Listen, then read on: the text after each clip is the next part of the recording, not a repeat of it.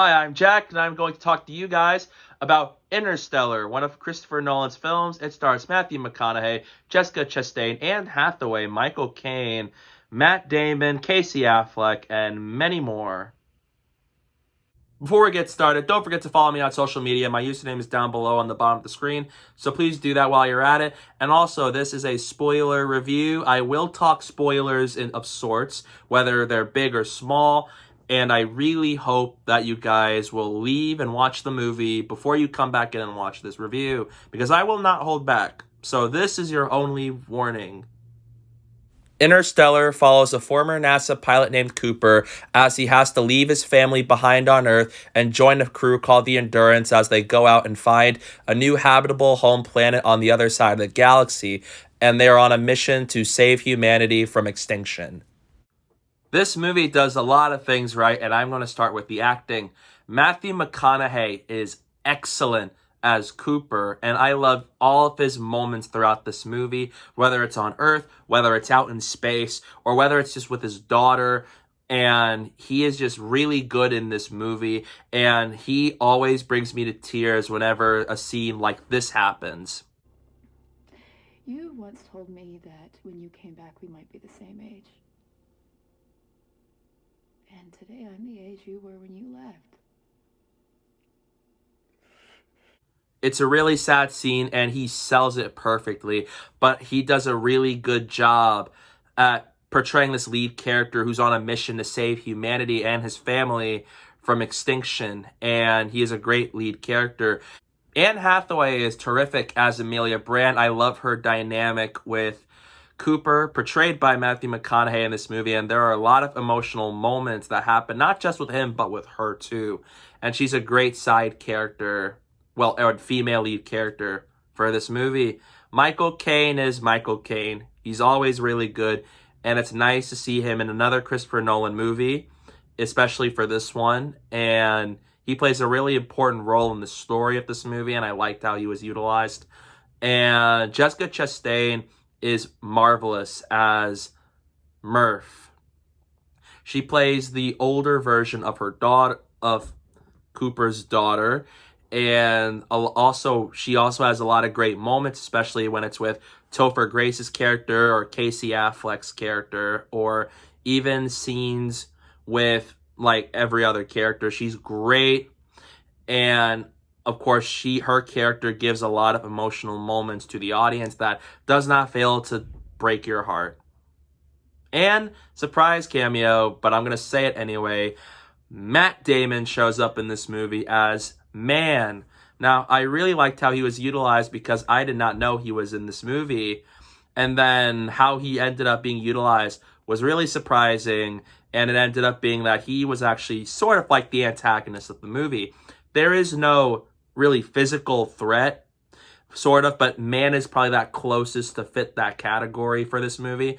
And I liked how he sort of embodies the dark side of humanity and how he was selfish and he just wanted to get back to Earth, and he didn't really have a plan, or he didn't really have any part of trying to save humanity as he once did. And he does serve as a great antagonist, sort of, to characters like Cooper. So Matt Damon is great in this movie, and the acting is overall really good throughout. Even Mackenzie Foy as young Murph is great. She does a really good job with her scenes in the first half of the movie, and her scenes, especially when it comes to Cooper leaving her as she breaks down, it's heartbreaking. Interstellar does such a marvelous job at making you cry. It's easily one of the saddest movies I've ever seen. Interstellar also has some of the best cinematography and visual effects I have ever seen in a movie. Hoyte van Hoytema is perfect as cinematographer for this movie. He gives lots of gorgeous shots when it comes to being on Earth, being in space, being on Edmund's planet, being on Miller's planet, especially when they're in space. It's just so gorgeous, and it's phenomenal, and it gives me some of the best cinematography work in film, and the visual effects come off as real. They're very gorgeous, and they don't come across as fake. It's absolutely stunning. Oh, and the score by Hans Zimmer, chef's kiss. It is absolutely perfect. It is without a doubt my personal favorite score from Hans Zimmer, and it's easily one of the best film scores I have ever listened to. It is like top 5, maybe even top 3. It's just so good. You can feel the emotions with these themes, and they're all used at the right moment, at the right time, and it's just all around gorgeous. I'm going to say gorgeous a lot because I just adore this movie, but the score by Hans Zimmer is just so good. And I think I heard when it comes to him writing the score for this movie, Christopher Nolan was like, for this track, he gave him a specific word and Hans Zimmer just worked around it. And that just is mind-blowing to me because the score is pitch perfect. And it is just one of the best film scores I've ever listened to. And it always hits me every single time. Christopher Nolan is my personal favorite film director of all time right now. And this movie is one of those big reasons as to why he is for me. I loved how he could have used CGI for this movie, but he chose, we're going to go practical. And when they were filming scenes on Miller's planet with all the waves, they could have made it all digital, but he chose to make it real. And what I thought is cool is early in the movie when they're on Earth, you see a lot of cornfield, like you see all that. He planted all those acres of corn. He didn't want to pay money just to make it added into in the movie for post-production, but he made it real. He actually planted real corn, and that's awesome to me. And I also loved how when it came to the story, he started out on Earth where it's like, okay, here's Cooper, here's the daughter, here's his kids, this is what Earth is like for the first 40 minutes. And then it kicks off the story once he goes up into space. And I loved how, as they're in space, he does a good job at kind of showcasing these sequences and what to do, how these should work. And better yet, I loved how even the astrophysics of this movie is very accurate to what it is in real life, because they got actual physicists like Kip Thorne involved in this movie to make sure all of it's done right, because Nolan wanted to make this as faithful as possible. And he delivers. Nolan delivers really good movies, and this is one of them. I liked the ending personally. I liked how in the end, to get Brand and the Endurance to get away from the black hole, Cooper decides to get himself trapped in the black hole so that he could get that weight off and then let them get away. But eventually, he finds himself in a space, like a fifth dimensional space created by the future humans. And I liked how that kind of continues to have the theme that love is the strongest force, because that is a big recurring theme in this film. And it is visually well done. And I liked how it really culminates even in the beginning where she's like, there's a ghost in the house in her room. And then you find out the ghost is none other than Cooper himself. And I really like how they finally were able to get that wrapped up in the end with that one scene where it was revealed that when he gets into the black hole, he actually gets sent into a fifth dimensional space created by humans in the future. And that was when they find out that the way humanity survives is with the bond between Murph and Cooper, and that's what helped them saved humanity. And I really enjoyed it. And I liked how eventually when he wakes up, he finds out that she found a way to save humanity. They're now in the station, Cooper Station, and it has sort of Earth vibes to it. It looks like Earth, yet it's really not. Everything's in like a sphere. You have all the land inhabiting around it, and then you finally see the final scene, or one of the final scenes, where Cooper finally sees Murph for the first time since he left her when she was 10.